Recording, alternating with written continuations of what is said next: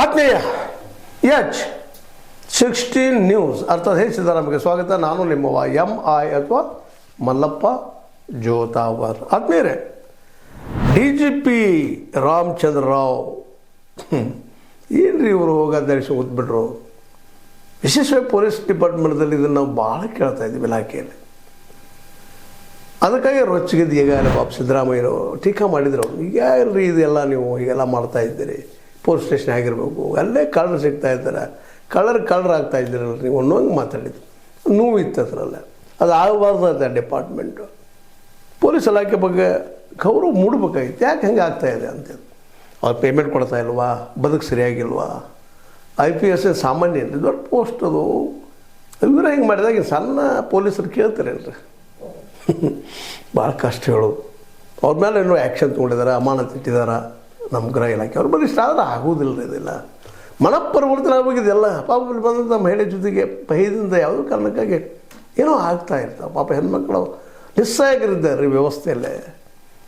ಎಂಥ ಒಂದು ದುರಂತ ಈ ದೇಶದಪ್ಪ ಅಂತಂದ್ರೆ ಯಾವ ಪೊಲೀಸ್ ಇಲಾಖೆ ಒಂದು ರಕ್ಷಣೆ ಮಾಡಬೇಕಾಗಿತ್ತು ಅವರಿಂದಲೇ ಇಂಥದ್ದು ಭಾಳಷ್ಟು ಕಡೆ ಆಗ್ತಾಯಿದೆ.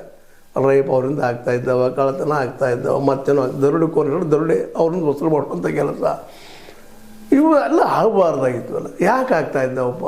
ಎಷ್ಟು ಮನುಷ್ಯನ ಆಸೆ, ಹಣದ ಆಸೆ ಅಂತ. ಅದು ಬೇಡ, ಆಜಾತ್ ಬಗ್ಗೆ ಹೋಗೋದ್ಬೇಕಾಗಿಲ್ಲ. ಬಟ್ ಇಲ್ಲಿ ಆದಂಥ ಘಟನೆಗೆ ಈಗ ಅಮಾನತು ಇಟ್ಟಿದೆ. ಅಮಾನತು ಅಷ್ಟೇ ಅಲ್ಲ, ಇದು ಪ್ರೂವ್ ಆದರೆ ಅವರು ಒಟ್ಟಿನಲ್ಲಿ ಸಸ್ಪೆಂಡ್ ಅಂತೇಳಿ ಮತ್ತೆ ಅಮಾನತು ಇವೆಲ್ಲ ನಡೆಯೋದಿಲ್ಲ. ಮತ್ತೆ ಯಾವ ಬಂದುಬಿಡ್ತಾರೆ, ಪೂರ್ತಿ ಅವ್ರ ಮನೆಗೆ ಕಳಿಸುವಂಥ ಕೆಲಸ ಆಗಬೇಕಾಗಿದೆ. ನಮಗೆ ಉಗ್ರವಾದ ಶಿಕ್ಷೆ ಆಗಬೇಕಾಗಿದೆ ಇಂಥವ್ರಿಗೆಲ್ಲ, ಈ ಕೆಲಸ ಮಾಡುವಂಥವ್ರಿಗೆ. ಸ್ವತಂತ್ರವಾದ ಮೀಡಿಯಾಗೆ ಬೇಕಾಗಿರುವುದು ಸ್ವತಂತ್ರ ಧ್ವನಿ. ಆ ಸ್ವತಂತ್ರ ಧ್ವನಿ ಉಳಿಸಲು ನೀವು ಮಾಡಬೇಕಾದದ್ದು ಇಷ್ಟೇ. ಅದೇನಪ್ಪಾ ಅಂತಂತಂದ್ರೆ ನಿಮ್ಮ ಕೈಲಾದಷ್ಟು ಸಹಾಯ ಈ ಚಾನಲ್ಗೆ ಮಾಡಿ ಹಾಗೂ ನಿಮ್ಮ ಧ್ವನಿಯನ್ನು ಕಾಪಾಡಿಕೊಳ್ಳಿ. ನೋಡ್ರಿ, ದೃಶ್ಯಗಳು ಈಗಾಗಲೇ ಹರಿದಾಡ್ತಾ ಇದ್ದಾವ. ಅದಕ್ಕೆ ಮತ್ತೊಂದು ಕ್ಲಾರಿಟಿ ಕೊಡ್ತಾ ಇದ್ದಾರೆ ಬುದ್ಧಿವಂತ ನಮ್ಮ ಏನಪ್ಪ ಅಂತ ರಾಮಚಂದ್ರ ರಾವ್ ಅವರು. ಇಲ್ಲ ರೀ, ಇದು AI ಮಾಡಿದ್ದಾರೆ, ಆರ್ಟಿಫಿಷಿಯಲ್ ಇಂಟೆಲಿಜೆನ್ಸ್ ತಯಾರು ಮಾಡಿದ್ದಾರೆ ಅಂತೇಳಿ. ಅಲ್ಲೇ ಆಫೀಸಿಂದು ಧ್ವಜ ಬಂದದ, ಆಫೀಸ್ ಬಂದದ, ಎಲ್ಲ ಬಂದದ ರೀ. ಆ ದೃಶ್ಯ ನಾವು ಹೇಳೋ ಅವಶ್ಯಕತೆ ಇಲ್ಲ. ನೀವು ಈಗಾಗಲೇ ಸಾಮಾಜಿಕ ಜಾಲತಾಣದಲ್ಲಿ ನೋಡ್ತಾ ಇದ್ದೀರಿ. ಇದಕ್ಕೆ ಮತ್ತೆ ಸುಳ್ಳು ಹೇಳೋದು AI ಒಂದು ಮತ್ತು ಕರ್ನಾಟಕದ ಬಂದಿದ್ದು ಸುಳ್ಳಲ್ಲ. ಅದನ್ನ ಹೆಂಗೆ ಉಪಯೋಗ ಮಾಡ್ಕೋಬೇಕು ಅನ್ನೋಂಥದ್ದು. ಮತ್ತು ತಪ್ಪಿಸ್ಕೊಳ್ಳೋ ಹಾದಿ ಹುಡುಕಾಡೋದು. ನಾನು ತಪ್ಪು ಮಾಡಿದ್ದೀನಿ, ತಪ್ಪಾಗಿದ್ದು ಅವ್ರ ಬಂದು ಬರೋದಿಲ್ಲ. ಇದು ಯಾಕಂತ ತಪ್ಪು ಮಾಡೋದು, ಆಮೇಲೆ ತಪ್ಪಿಸ್ಕೊಳ್ಳೋ ಪ್ರಯತ್ನ ಮಾಡೋದು. ಇವತ್ತೊಂದು ಡಿಜಿಟಲ್ ಮೀಡಿಯಾದಿಂದಾಗಲಿ ಅಥವಾ ಒಂದು ಇವತ್ತಿನ ಒಂದು ಯೂಟ್ಯೂಬ್ಗಳಿಂದಾಗಲಿ ಅಥವಾ ಇವತ್ತಿನ ಡೆವಲಪ್ಮೆಂಟ್ನಿಂದಾಗಿ ಭಾಳಷ್ಟು ವಿಷಯಗಳು ಹೊರಗೆ ಬರ್ತಾ ಇದ್ದಾವ್ರಿ. ಇವೆಲ್ಲ ಇಂಥ ಕೆಲಸಗಳು ಮೊದಲೇನಾಗ್ತಿದ್ದು ಮುಚ್ಚೋಗಿ ಬಿಡ್ತಿತ್ತು. ಬರೀ ಹೇಳೋದು ಅಷ್ಟೇ, ಯಾರು ಹೇಳಿದ್ರು, ಅದು ಬಂದಿದ್ದಿಲ್ಲ ರೀ, ಹೋದಿಲ್ಲ ಇಲ್ಲ, ಬೇರೆ ಕಾರಣ ಹೇಳಿ ತಪ್ಪಿಸ್ಕೊಳ್ತಿದ್ರು. ಇವತ್ತಿಷ್ಟು ರೆಡ್ ಹ್ಯಾಂಡ್ ಸೆಕ್ಯೂರಿಗೆ ಇದ್ರ ಬಗ್ಗೆ ಹೋಗ್ತಾ ಇದ್ದಾರೆ. ಇದು ಪೊಲೀಸ್ ಬುದ್ಧಿವಂತಿಕೆ ಅಂತ ಹೇಳಬೇಕಾಗಿದೆ. ಈ ಬುದ್ಧಿವಂತಿಕೆಯನ್ನು ಜನರ ರಕ್ಷಣೆ ಮಾಡೋದೇ ಆಗ್ಬೇಕ್ರಿ ಇದು. ಅದೇ ಇವತ್ತು ಕಳ್ಳತನ ಪೊಲೀಸ್ ವ್ಯವಸ್ಥೆಯಲ್ಲಿ ಕಳ್ಳತನ ನಡೀತಾ ಇದ್ದಾವೆ. ಇಲ್ಲೇ ನಮ್ಮ ಅನೇಕ ರಾಜಕಾರಣಿಗಳು, ಶಾಸಕರಿರ್ಬೋದು, MP ಗಳಿರ್ಬೋದು, ಮತ್ತಾರು ಇರ್ಬೋದು, ಸಚಿವರು ಇರ್ಬೋದು, ಅವರು ಅನೇಕ ಅವ್ಯವಹಾರಗಳು ಪೊಲೀಸ್ ಮೂಲಕ ನಡೀತಾ ಇರ್ತವೆ. ಅದನ್ನು ತಡಿಬೇಕಾಗಿತ್ತು ಮೊದಲು. ನಾವು ಮಾಡೋದಿಲ್ಲ ಇದನ್ನಂತೆ. ಇದನ್ನು ಯಾವ ಅಧಿಕಾರಿ ಅನ್ನೋದಿಲ್ಲ ರೀ. ಅವ್ರಿಗೆ ಅವರ ಸಹಕಾರ ಮಾಡ್ತಾ ಇದ್ದಾರೆ, ಒಬ್ಬರಿಗೆ ಸಹಕಾರ ಮಾಡಿ ತಡ್ಕೊಳ್ತಾ ಇರ್ತಾರೆ. ನಿಜವಾಗಿ ವ್ಯವಸ್ಥೆ ಸ್ವಚ್ಛ ಆಗಬೇಕಾಗಿದೆ. ಇದು ಆಗುವುದಿಲ್ಲೋ ಏನೋ ಅಂತ ಅನಿಸ್ಬಿಟ್ಟದ್ರಿ. ನಿರಾಶೆ ಬಂದುಬಿಡ್ತದೆ. ಇವತ್ತೇನೋ ಅಮಾನತು ಮಾಡಿದ್ದಾರೆ ನಮ್ಮ ಗೃಹ ಖಾತೆ ಗೃಹ ಮಿನಿಸ್ಟರ್ ಅವರು. ಅಂದರೆ ಅಮಾನತು ಮಾಡಿ ಸಾಕು ಅನ್ನುವಂಥದ್ದು ಇವತ್ತು ಪ್ರಶ್ನೆ ಎಲ್ಲ ಕಡೆ ಕೇಳ್ತಾ ಇದ್ದಾರೆ ಜನ. ಯಾಕಂದರೆ ಇವ್ರು ಇನ್ನಷ್ಟು ಕಠಿಣ ಕ್ರಮ ತೊಗೊಳ್ಬೇಕು ಇಂಥವ್ರೆಲ್ಲ. ಯಾರು ಪರ್ಮನೆಂಟ್ ಸಿಕ್ಕವ್ರು ಒಂದು 15-20 ಜನ ಸಿಕ್ಕಿದ್ದಾರೆ, ಪೊಲೀಸರು ಸಿಕ್ಕಿದ್ದಾರೆ ಆ ವ್ಯವಹಾರಗಳಲ್ಲೇ. ಅವರನ್ನು ಮೊದಲ ಜೈಲು ಇಷ್ಟ ಅಲ್ಲ, ಅವರಿಗೆ ಪೂರ್ತಿಯಾಗಿ ಅವ್ರ ಅಧಿಕಾರ ಹೋಗುವಂಥದ್ದು ತೀವ್ರವಾದ ಶಿಕ್ಷೆ. ಯಾಕೆಂತಂದ್ರೆ ಎಲ್ಲಿವರೆಗೆ ನಾವು ಶಿಕ್ಷೆಯನ್ನು ಒಂದಿಷ್ಟು ಹೆಚ್ಚು ಮಾಡೋದಿಲ್ಲವೋ, ಅವ್ರ ಮೇಲೆ ಕಠಿಣ ಕ್ರಮ ತೆಗೆದುಕೊಳ್ಳೋದಿಲ್ವೋ ಅಲ್ಲಿವರೆಗೆ ಇಂಥ ನಿಲ್ಲುವುದಿಲ್ಲ ಅನ್ನುವಂಥದ್ದು. ಇವರು ಪೊಲೀಸ್ ಖಾತೆಯಲ್ಲಿಂದ ಪೊಲೀಸ್ ಅಧಿಕಾರಿಗಳಲ್ಲಿ ಭಾಳ ಜನ ಬಟ್ಟೆ ಒಳಗೆ ಹಂಚಬುರ್ಗಲ್ಲಿ ಇರ್ತಾರೆ. ಇವರು ಆ್ಯಕ್ಷನ್ ಆಗಬೇಕು ಅವ್ರ ಮೇಲೆ. ಇದೇನೋ ಮಾಡಿದಾರ. ಇಂಥವು ಯಾರ ಸರ್ಕಾರದಲ್ಲೂ ನಡೀತಾವನ. ಇವತ್ತು ನಾವು ಸಿದ್ದರಾಮಯ್ಯ ಸರ್ಕಾರದ ಅಷ್ಟೇ ನಡೆಯುತ್ತೆ ಅನ್ನುವಂಥ ಪರಿಸ್ಥಿತಿ ಇವತ್ತಿಲ್ಲ. ಈ ಹಿಂದಿನ ಸರ್ಕಾರದ ಮೇಲೆ ಆರೋಪ ಇದ್ದು BJP ಸರ್ಕಾರದ ಮೇಲೆ ಕರಾವಳಿ ಏರಿಯಾದಲ್ಲಿ ಸುಧಾ ಪೊಲೀಸರನ್ನ ಏನಪ್ಪ ಅಂದ್ರೆ ಸರ್ಕಾರ ಹೆಂಗಿರ್ತದೆ ಅದ್ರ ಪ್ರಕಾರ ಹೋಗ್ತಾರಂತ. ಅವತ್ತು ಕೇಸರಿ ಹಾಕೊಂಡು ಮಾಡಿದ್ದನ್ನು ದೊಡ್ಡ ಪಬ್ಲಿಷ್ ಆಗಿತ್ತು ದೊಡ್ಡ ಪ್ರಮಾಣದಲ್ಲಿ. ಅನೇಕ ಇಲ್ಲ ಕೇಸರಿ ಮಾಡಿದಾರಪ್ಪ ಪೊಲೀಸರನ್ನು ಅಂತ ಆವತ್ತು ಆರೋಪಗಳಿದ್ದು. ಎಲ್ಲ ಆರೋಪ ಬಗ್ಗೆ ಮಾತಾಡ್ತಾ ಇದ್ದೇನೆ. ಅಂದ್ರೆ ಯಾರೇ ಬಂದರು ಈ ರಾಜಕಾರಣಿಗಳು ಅವ್ರ ಅನುಕೂಲ ಆಗುವಂಗೆ ಇವ್ರು ನಡ್ಕೊಂಡು ಹೋಗಿಬಿಡ್ತಾರೆ. ಇದನ್ನು ಡಿರೇಲ್ ಮಾಡಬೇಕಾಗಿದೆ ಇವತ್ತು. ಇದು ಸಿದ್ದರಾಮಯ್ಯನ ಸಾಧ್ಯನ ಅಂತ. ಸ್ವತಂತ್ರವಾಗಿ ಕಾರ್ಯ ಮಾಡಬೇಕು ಅವ್ರು ಪೊಲೀಸರು, ಯಾರು ಹಸ್ತಕ್ಷೇಪ ಇಲ್ಲ, ಮತ್ತು ಭ್ರಷ್ಟರಾಗಬಾರ್ದು. ಇಂಥದ್ದು ಇನ್ನಷ್ಟು ಏನಾದರೂ ಕಾನೂನು ತರಲಿಕ್ಕೆ ಸಾಧ್ಯ ಇದರಲ್ಲಿ. ಯಾಕಂದ್ರೆ ಬೇರೆಲ್ಲ ಎದ್ದು ಹೊಲ ಮೇದಾಗ ಒಂದು ಹೊಲ ಕಾಯೋರು ಯಾರು? ಪಾಪ ಒಂದು ಅಸಹಾಯಕ ಮಹಿಳೆ ಅಂತ ನೋಡು, ಬೇಡ ಹಣಕ್ಕಾಗಿ ಬಂದಿದ್ದಾಳೆ ಅಂತ ತಿಳ್ಕೊಂಡು, ಯಾರು ಗೊತ್ತಿಲ್ಲ ನಮ್ಗೆ ಅದೆಲ್ಲ.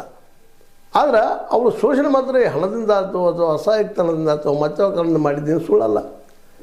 ಪ್ರೀತಿಯಿಂದ ಬಂದದ್ದು ಅಂತ ಹೇಳಿಕ್ಕೆ ಸಾಧ್ಯ ಇರ್ತಾವಲ್ಲ. ಪ್ರೀತಿ, ವಿಶ್ವಾಸ, ಆತ್ಮೀಯತೆ, ಮನೆಯಲ್ಲೇ ಹೆಂಡ್ರಿದ್ದಾರೆ, ಮಕ್ಕಳಿದ್ದಾರೆ, ಇವರಿಗೆಲ್ಲ ವೈಯಕ್ತಿಕ ಬದುಕಿನ ಏನನ್ನೋದು ಅವ್ರ ಬಗ್ಗೆ ನಾವು ಪ್ರಶ್ನೆ ಮಾಡೋದು ಬೇಕಾಗಿಲ್ಲ. ಆದರೆ ಇದನ್ನು ವೈಯಕ್ತಿಕ ಬದುಕಿನ ಸಾರ್ವಜನಿಕವಾದಾಗ ಅದು ಇಂಥ ಅವ್ಯವಹಾರ ನಡೆದಾಗ, ಹೆಣ್ಮಕ್ಳು ನಡೆದಂಥ ಈ ಒಂದು ಅಸಹ್ಯಕರವಾದಂಥ ಘಟನೆ ನಡೆದಾಗ ಇಂಥ ಪ್ರಶ್ನೆ ಸಹಜವಾಗಿ ಬರ್ತಾವಂತೇವೆ. ಸಹಜವಾಗಿ ಜನ ಮಾತಾಡ್ತಾರೆ, ಏನಪ್ಪ ಇದು.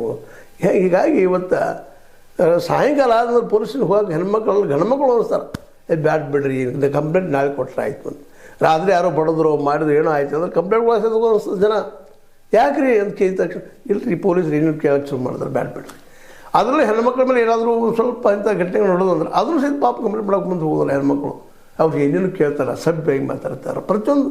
ಇದು ಯಾವಾಗ ಸಭ್ಯತೆ ಬರೋದಂತ ಬರೀ ನಾವು ಸ್ಕಾಟ್ಲೆಂಡ್ ಲೆವೆಲ್ ಆಗಿದ್ವಿ, ಹಂಗಾಗಿದ್ವಿ ಹೇಳ್ಕೊಳ್ತಾ ಇದ್ದೀವಿ. ಆದರೆ ಬಿಹೇವಿಯರ್ ಪೊಲೀಸ ಒಬ್ಬ ವ್ಯಕ್ತಿಪ್ಪ, ಅವರೊಬ್ಬರು ಪ್ರಾಮಾಣಿಕ ವ್ಯಕ್ತಿ ಅಂತ ನಾವು ಅನ್ಕೊಳ್ಳೋಣ. ಅವ್ರನ್ನ ಆ ರೀತಿಯಾಗಿ ಬಿಹೇವ್ ಮಾಡೋದಿಲ್ಲ.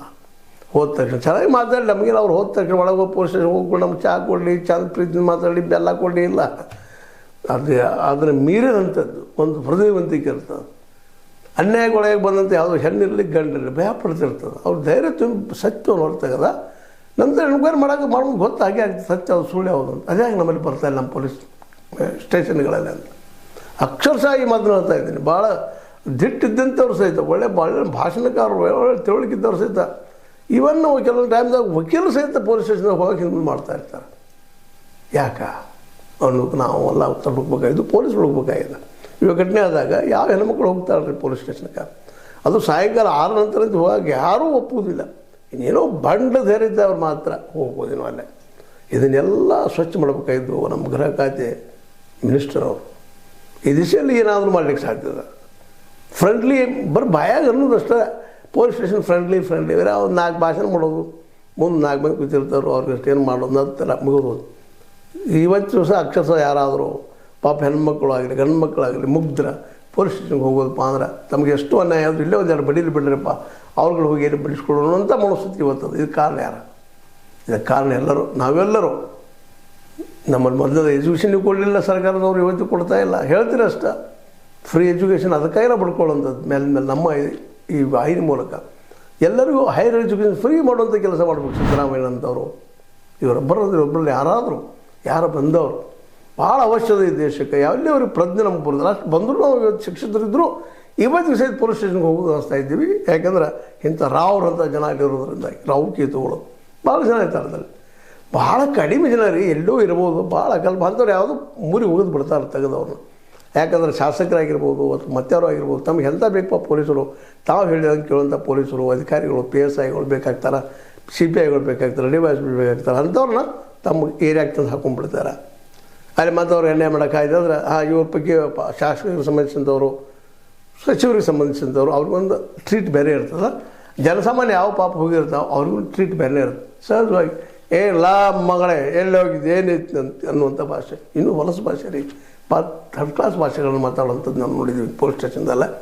ಅದಕ್ಕೆ ಅಂಥದ್ದು ಮೊದಲದು ಅಸಭ್ಯ ಭಾಷೆಯನ್ನು, ಅಸಭ್ಯ ವರ್ತನೆಗಳನ್ನ ತಡೆಯುವಂಥ ದಿಶೆಯಲ್ಲಿ ಸಿದ್ದರಾಮಯ್ಯರವರು ಒಂದು ಕಾನೂನು ತರಬೇಕು. ಇವರಿಗೆ ಪೊಲೀಸರಿಗೆ ಮೇಲೆ ಒಂದು ಕಾನೂನು ತರಬೇಕಾಗಿದೆ. ಅದರ ಸರಳ ಮತ್ತು ಸ್ನೇಹಜೀವಿ ಮಾಡಬೇಕಾಗಿದೆ. ಬರೆಯೋದಲ್ಲ ಅನ್ನೋದಲ್ಲ, ಅಕ್ಷರಶಃ ಅದು ಏನಪ್ಪ ಅಂದ್ರೆ ಅಸ್ತಿತ್ವಕ್ಕೆ ಬರಬೇಕಾಗಿದೆ. ಏನಂತೀರಿ ಇದಕ್ಕೆ? ನಾನು ಹೇಳೋದು ತಪ್ಪು ಅನಿಸುತ್ತೆ ನಿಮ್ಗೆ? ಇಲ್ಲ ಪೊಲೀಸ್ ಎಲ್ಲ ಫ್ರೆಂಡ್ಲಿ ಅದಾವ, ಇದಕ್ಕೆ ಉತ್ತರ ಪೊಲೀಸರು ಕೊಡಬೇಕು, ನಾವು ಕೊಡಬೇಕು ಅಂತ ಹೇಳ್ತಾ, ಇದು ನಿಮ್ಮ ಲೈಕ್ ಆಗಿರ್ಬೋದು. ಲೈಕ್ ಮಾಡಿ, ಶೇರ್ ಮಾಡಿ, ಕಮೆಂಟ್ ಮಾಡಿ, ಜೊತೆ ಸಬ್ಸ್ಕ್ರೈಬ್ ನೀವು ಸಬ್ಸ್ಕ್ರೈಬ್ ವಂದನೆಗಳು.